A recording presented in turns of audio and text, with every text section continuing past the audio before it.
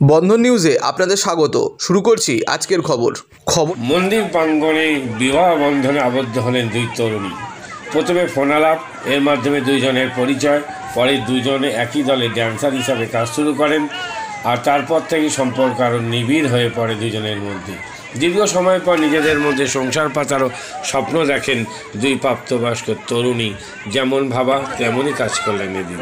দক্ষিণ 24 পরগনার সুন্দরবন লাগোয়া কুলতলি ব্লকের জালাবেরিয়া 1 নম্বর অঞ্চলের পালের চক মন্দির প্রাঙ্গণে বিয়ের আসন দুই তরুণীর বিবাহ বন্ধন। সেখানে দেখা গেল মন্দির বাজারের আমিরপুর বাসিন্দা রিয়া সর্দার, পেশায় তিনি একজন ড্যান্সার। পদা উচ্চ মাধ্যমিক বিদ্যালয় থেকে নবম শ্রেণী পর্যন্ত পড়াশোনা করেছে। জন্মের পর বাবা মা মারা যান, মাসির কাছে মানুষ।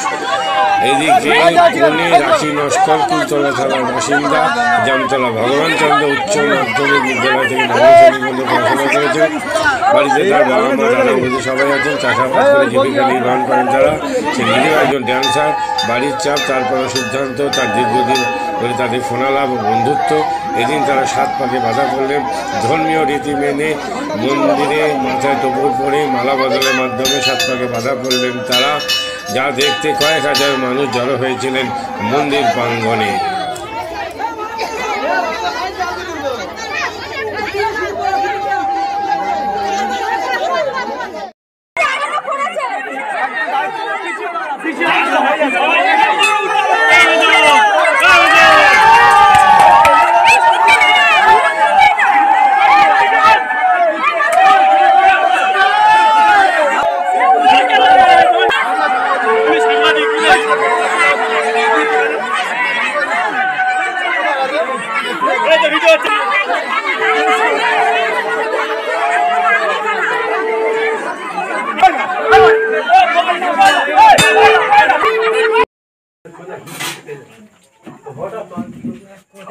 আরেকবার দুজনের দিকে যেন চোখের দিকে তাকিয়ে দাঁড়িয়ে দাঁড়া, ওরা না সামনে সামনে হ একদম। এই লাইট দাও কাজে। কি নাম আপনার? হ্যাঁ, কোথায় বাড়ি? এই আপনি একজন মহিলা, একজন মহিলাকে কেন বিয়ে করবেন?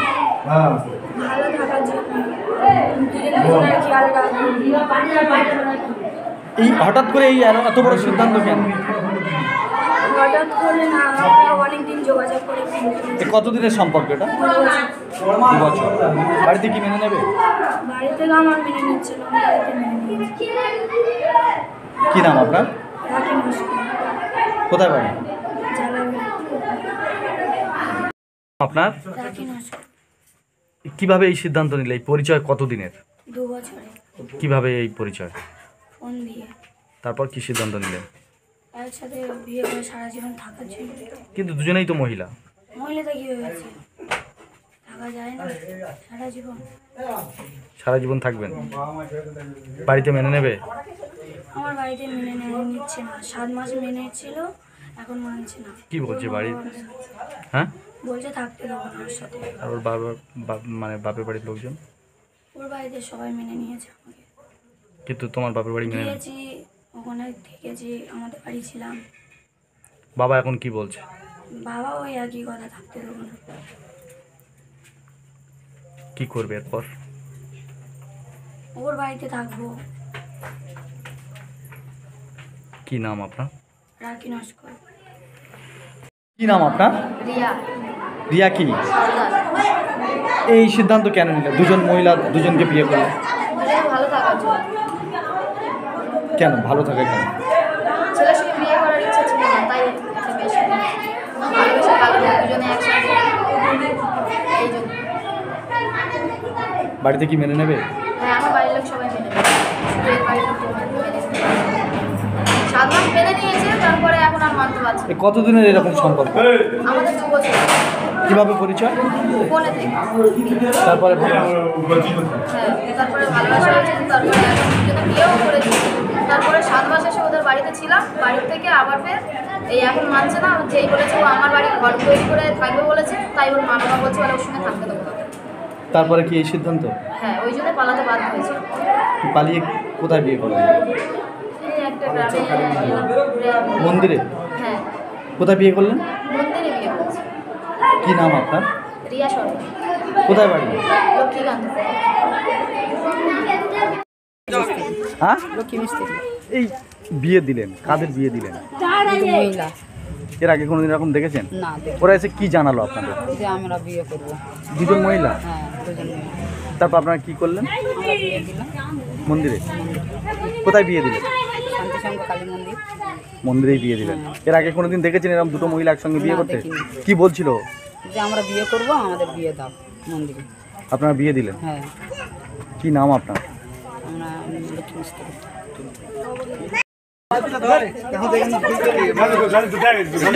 আমার দিকে দেখাবে, আমার দিকে। হ্যাঁ, কি নাম আপনার? আপনাদের মন্দিরে দেখলাম একটা বিয়ে হলো। পাটচক কালী মন্দিরের একটা জালাবেড়ের মেয়ে, একটা লক্ষ্মীকান্তপুরের মেয়ে, দুজনে ভালোবাসা করে বিয়ে করেছে। এরা কোনো ছেলের সাথে বিয়ে করবে না, এদের মন্তব্য এটাই। তার জন্য আমরা গ্রামের সবাই মিলে ওনাদেরকে বিয়ে দেওয়া হয়। কি এই মন্দিরেই বিয়ে দিলেন? হ্যাঁ, কালী মন্দিরে বিয়ে। কি নাম আপনার? আমার নাম রামচন্দ্র মিস্ত্রি। এই আপনাদের মন্দিরে কি হলো আজকে? আমাদের এই কালী মন্দিরে শান্তিসংঘ ক্লাবে একটা লক্ষ্মীকান্তপুরের মেয়ে, একটা ক্লাবের নাম বলুন। কি নাম আপনার? জলধর মন্ডল। এই মন্দিরে দেখলাম বিয়ে হচ্ছে, কাদের বিয়ে হলো? এখানে দুটো মেয়ের বিয়ে হয়েছে, একটা মেয়ের বাড়ি জালাবেড়ে, একটা মেয়ের বাড়ি লক্ষ্মীকান্তপুর। ওরা এসছে মন্দিরে আমাদের এখানে বিয়ে করবো বলে। তো আমাদের ক্লাবের ছেলেরা সবাই মিলে ওদের দুজনকে বিয়ে দেওয়া হয়েছে। এই দুটো মেয়ে বিয়ে করলো? দুটো মেয়ে বিয়ে করে। এর আগে কোনোদিন এরকম দেখেছেন? না দেখেনি, মোবাইলে দেখেছিলাম অনেক কিছু হয়, বাস্তবে দেখলাম আজকের এই দুটো মহিলা একসঙ্গে? দুটো মহিলা একসাথে বিয়ে করে। তারা কি বলছিল? বলছিল যে আমরা স্বামী স্ত্রীর মতো আমরা সংসার করবো। কি নাম আপনার? জলধর মন্ডল। কম খরচে বিশ্বমানের আধুনিক চিকিৎসার হুগলির মিডল্যান্ড নার্সিংহোমে বাংলার বিশিষ্ট চিকিৎসকরা এই নার্সিংহোমে রোগীদের চিকিৎসা করেন। জটিল রোগের চিকিৎসার জন্য রোগীদের আর দক্ষিণ ভারত যাওয়ার দরকার নেই। হুগলির মিডল্যান্ড নার্সিংহোমে পাওয়া যাবে বিশ্বমানের আধুনিক চিকিৎসা পরিষেবা। এখানে প্রসূতি মা ও সদ্যজাত শিশুদের বিশ্বমানের আধুনিক চিকিৎসা পদ্ধতিতে চিকিৎসা করে থাকেন গাইনো ও শিশু চিকিৎসকরা। দুপুর 12টা হোক বা রাত্রির 12টা, রোগীদের জন্য 24 ঘন্টা চিকিৎসা পরিষেবা বজায় রেখেছে হুগলির মিডল্যান্ড নার্সিংহোম। আমি ডক্টর মানস ঘোষ, আমি মিডল্যান্ড নার্সিংহোমের মেডিকেল ডিরেক্টর। বিশেষত্ব বলতে যেটা আপনি বললেন, একটা হচ্ছে এনআইসিইউ, নিউনেটাল কেয়ার ইউনিট। আমি বলতে পারি এটা আমাদের আশেপাশে হুগলি জেলায় নেই। নিউনেটাল মানে হচ্ছে যেটা বাচ্চা জন্মের পরেই প্রথম 28 দিনকে আমরা নিউনেট বলি, প্রথম ফার্স্ট 4 উইকস। তো এই সময়ে বাচ্চাদের সমস্ত রকমের চিকিৎসায় বলুন বা তাদের দেহের গঠন বলুন বা তাদের রোগগুলোই বলুন, সেগুলো সবগুলো অন্যান্য বাচ্চা মানে তার থেকে বড় বাচ্চার থেকে কিন্তু অনেকটাই আলাদা। এবং এই ক্ষেত্রে বাচ্চাদের বাচ্চারা খুব সেন্সিটিভ হয়, বাচ্চাদের রোগ প্রতিরোধ ক্ষমতাও অনেক সময় কম থাকে এবং এগুলোর জন্য স্পেশাল কেয়ার লাগে নিউনেট, এবং তাদের পুরো চিকিৎসা পার্টটা একটা আলাদাভাবে তৈরি হয় প্রথম 28 দিনের জন্য। আমরা এখানে চুঁচুড়া, বিশেষ করে চুঁচুড়া এবং হুগলিবাসীর জন্য এই জিনিসটা আমরা আনতে পেরেছি, যেখানে আমাদের বাচ্চাদের এই নিউনেটদের ক্রিটিক্যাল খুব খারাপভাবে যে নিউনেটগুলো জন্মেছে বা যারা জন্মের পরে যারা হাঁপাচ্ছে বা যারা মেকোনিয়াম খেয়ে ফেলেছেন বা যাদের কোনো জন্মের পরে কোনো রকমের শ্বাসকষ্ট বলুন বা কোনো রকমের অসুবিধে হয়েছে বা জন্ডিস ধরা পড়েছে বা অন্য কোনো কমপ্লিকেশান হয়েছে, সেই ধরনের বাচ্চাদের চিকিৎসা করার জন্য উপযুক্ত ব্যবস্থা আমরা এখানে করতে পেরেছি। তার ভিতরে আমরা বলতে পারি আমাদের এখানে ওয়ার্মার আছে সাফিসিয়েন্ট, আমাদের এখানে 6টা বেডের জন্য ওয়ার্মার আছে এবং আমাদের এখানে phototherapy bilayer double surface phototherapy আছে যাদের কনজেনিটাল বা যাদের জন্ডিস ধরা পড়েছে তাদের জন্য, এবং বাচ্চাদের ভেন্টিলেটার আছে আমাদের একদম নিওনেটদের জন্য। এই ভেন্টিলেটার সাধারণভাবে সব জায়গায় পাবেন না, এবং বাচ্চাদের বাবেল সিপ্যাপ যেটা একটা স্পেশালাইজ মেশিন, বাচ্চাদের যেহেতু ভেন্টিলেটার খুব বেশি লাগে না, কিন্তু বাবেল সিপ্যাপ বলে একটা জিনিস খুব বেশি লাগে তাদের অক্সিজেনের পরিমাণ কমে গেলে, তাদের শ্বাসকষ্ট হলে, সেটাও আমাদের এখানে আছে। এবং আমি কিছুদিন আগে আমাদের একটি বাচ্চা এখানে ভর্তি হয়েছিলেন যার শ্বাসকষ্ট হতে শুরু করেছিল জন্মের 6 ঘন্টা পর থেকে, এবং সুন্দরভাবে তাকে আমরা এখানে চিকিৎসা দিয়েছি। আমাদের এখানে দুজন খুব ইয়ং এনথুজিয়াস্টিক পেডিয়াট্রিশিয়ান আছেন, ডক্টর মৈত্র এবং ডক্টর ঘোষ। তো তারা তাদের দুজনের আন্ডারেই বাচ্চা ভর্তি ছিলেন। অন্য পেডিয়াট্রিশিয়ানরাও আসেন, বাট এনারা আমাদের এখানে সবসময়ই থাকেন মোটামুটি একটা স্তম্ভের মতো আমাদের নিউনেটাল কেয়ার ইউনিটের জন্য। এবং বাচ্চাটি এই মুহূর্তে খুবই ভালো আছে, তাকে আমরা ডিসচার্জ করেছি। এটা কি প্রিম্যাচিওর বেবিদের ক্ষেত্রে এটা বেশি প্রয়োজন হয়? ভীষণভাবে প্রিম্যাচিওর বেবি যারা একটু আগে জন্মেছেন বা যাদের ওয়েট কম হয়েছে, এবং অনেক সময় মায়ের বা ওয়েট অনেক সময় বেশি ওয়েট হলেও যে সেটা ভালো সেরকম নাও হতে পারে, যেমন ডায়াবেটিসের ক্ষেত্রে হতে পারে। তো অনেক সময় বাচ্চাদের বারবার জন্মানোর পর সুগার ফল করছে, এটাও আমরা দেখি। অনেকগুলো কারণেই যেগুলো জন্মের পরে পরেই যে সমস্ত সমস্যাগুলো হয় সেগুলোর জন্য এরকম স্পেশালাইজড ইউনিট দরকার হয়, নিউনেটাল কেয়ার ইউনিট, এবং সেটা আমরা এখানে করতে পেরেছি। প্রথম কথা হচ্ছে জীবনের দাম সব থেকে বেশি, ঠিক আছে? এবং যে মা 10 মাস তার বাচ্চাটাকে গর্ভে ধারণ করেছেন, তার জন্য সারা পৃথিবীর সব থেকে মূল্যবান জিনিস বা সেই বাবাটির জন্য কিন্তু সেই শিশুটি। রিগার্ডিং কস্ট যদি বলেন, আমরা এমনিতে একটা মফস্বল এলাকাতে থাকি এবং আমাদের পুরো নার্সিংহোমটাই মফস্বল এলাকাতে। আমরা সেটার কথা মাথায় রেখে আমাদের যে সমস্ত কস্টগুলো রেখেছি। এবং এই যেটা বললাম কয়েকদিন আগেই আমাদের একটি বাচ্চা যাকে হঠাৎ করে শিফট করতে হয়েছিল নিকুতে, সেই চিকিৎসা পেয়ে গেল। তার বাবা মা দুজনেই খুব স্যাটিসফাইড। আমাদের যে ফেসবুক পেজ আছে, সেখানে আপনারা তাদের কথা শুনলে বুঝতে পারবেন। এবং কস্ট মানে যথেষ্ট রিজনেবল। আমি একেবারে কম বেশি এরকম বলবো না, আমি বলবো রিজনেবল। আমাদের মফস্বলের জন্য যেটা হওয়া উচিত সেই রকমই করা আছে। হুগলি কোদালিয়া জাতীয় যুব কম্পিউটার সাক্ষরতা মিশন স্কুল পড়ুয়াদের পাশাপাশি তরুণ প্রজন্মের কাজে স্বনির্ভর হওয়ার জন্য বিশ্বমানের কম্পিউটার প্রশিক্ষণ কেন্দ্র। এখানে ক্লাস 3 থেকে ইঞ্জিনিয়ারিংয়ের কম্পিউটার কোর্স পর্যন্ত প্রশিক্ষণ দেওয়া হয়। এই হুগলির কোদালিয়া জাতীয় যুব কম্পিউটার সাক্ষরতা মিশন প্রশিক্ষণ কেন্দ্র থেকে কম্পিউটারের প্রশিক্ষণ নিয়ে দেশে বিদেশে অনেক ছাত্রছাত্রী আজ প্রতিষ্ঠিত। স্বল্প ফিতে ছাত্রছাত্রীদের বিশ্বমানের কম্পিউটার প্রশিক্ষণ দিয়ে এই কেন্দ্র এক বেঞ্জি দৃষ্টান্ত সৃষ্টি করেছে। বন্ধন নিউজের ক্যামেরায় ধরা পড়ল সেই দৃশ্য। নমস্কার, জাতীয় যুব কম্পিউটার সাক্ষরতা মিশন কোদালিয়া আগে জুনিয়র ফ্যাকাল্টি। এখানে ক্লাস 3 থেকে ইঞ্জিনিয়ারিং অবধি সমস্ত রকম কোর্স করানো হয় এবং তার সাথে সাথে প্রফেশনাল কোর্স যেমন সি++, Java, power BI, Tally, GST, web development, app development, power BI extra সব রকমের কোর্স করানো হয়, কম্পিউটার কোর্স করানো হয়। এখানে ইংলিশ মিডিয়াম এবং বাংলা মিডিয়ামে দুরকম স্টুডেন্টদেরই সব রকম কোর্স করানো হয়।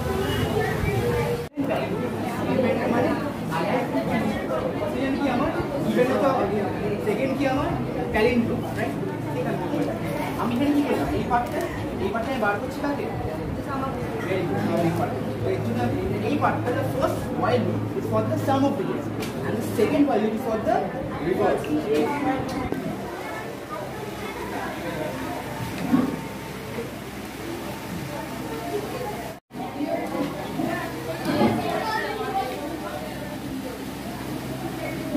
মাদকাসক্ত যুবকদের জীবনের মূল স্রোতে ফিরিয়ে আনছে চুঁচুড়া নবজীবন ফাউন্ডেশন। আজ থেকে 7 বছর আগে পথ চলা শুরু হয়েছিল এই সংস্থার। হুগলি জেলা থেকে শুরু হয়েছিল নবজীবন ফাউন্ডেশনের কাজ। আজ গোটা উত্তর পূর্ব ভারতে ছড়িয়ে পড়েছে তার ব্যাপ্তি। জেলা ও রাজ্যের হাজার হাজার মাদকাসক্ত যুবকদের মানসিক ও শারীরিক চিকিৎসার মধ্যে দিয়ে সুস্থ জীবনের পথে ফিরিয়ে আনছে নবজীবন ফাউন্ডেশন। কি করে এই সংস্থাকে তিল তিল করে গড়ে তুলছেন বন্ধন নিউজ এর ক্যামেরার সামনে, সে কথা বললেন সংস্থার কর্ণধার চন্দন দাস। দেখি ওটার মধ্যে কি আছে বা পাড়ার বড় দাদারা করছে, আমিও একটুখানি করি, ফিলিংসটা কি সেটা দেখতে যাই। এবং একটা সার্টেন টাইমের পর কি হয়, সেটা ফ্রিকোয়েন্সিটা তখন অনেক বেশি থাকে, গ্যাপ থাকে যখন শুরু করে। পরবর্তীকালে যখন নির্ভরশীল হয়ে পড়ে সেই একটা সাবস্টেন্সের উপর, তখন সেটা থেকে বেরোনোর জন্য সে নানা রকম চেষ্টা করে, কিন্তু তার ওয়ে আউটটা জানা নেই যে কোন রাস্তা দিয়ে গেলে নেশা থেকেও বিরত থেকে সুস্থ স্বাভাবিক জীবনযাপন করা যায়। তো আমি ভাবলাম যে শুধুমাত্র আমি সুস্থ স্বাভাবিক জীবনযাপন করলাম, আমার জীবনের সার্বিক উন্নতি হলো, বা আমার যেসব এম বা আমি জীবনে যে জিনিসগুলো করতে পারিনি সেগুলো আমি ফুলফিল করলাম, তাহলে তো শুধু আমার কথাই ভাবা হবে। তাহলে আমি এরকম কিছু কাজ করি যাতে আমার মতো আরও 5 জন আমার দ্বারা উপকৃত হয়। এবং একটা সার্টেন টাইমের পর যখন মানুষ চায় যে ফিরতে, অথচ তার কাছে রাস্তা থাকে না, তখন এই একটা WHO ওয়ার্ল্ড হেলথ অর্গানাইজেশন একটা প্রসিডিউর বার করেছে।